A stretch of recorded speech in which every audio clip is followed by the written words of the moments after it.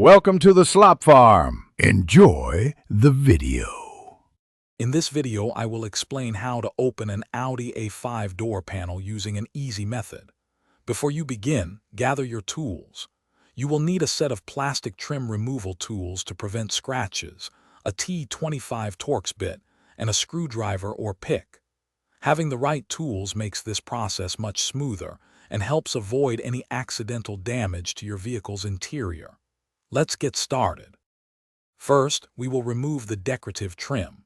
Use your plastic trim tool to gently pry along the edges of the trim piece until it comes loose. Next, locate the 5 Torx T25 screws.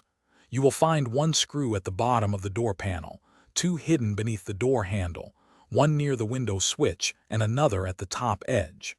Carefully remove all 5 screws and keep them in a safe place. Now that the screws are out, it is time to release the door panel itself. Starting from a bottom corner, use your plastic trim tool to gently pry the panel away from the door frame. You will hear the retaining clips pop loose. Work your way along the bottom and up the sides, releasing all 8 or so clips. Once all clips are free, lift the entire door panel straight up to disengage it from the top edge of the door. With the panel detached, you will see several electrical connectors for components like the window switch and the door handle cable. Carefully disconnect these by pressing their release tabs. Once everything is unplugged, you can fully remove the door panel and set it aside on a soft, protective surface.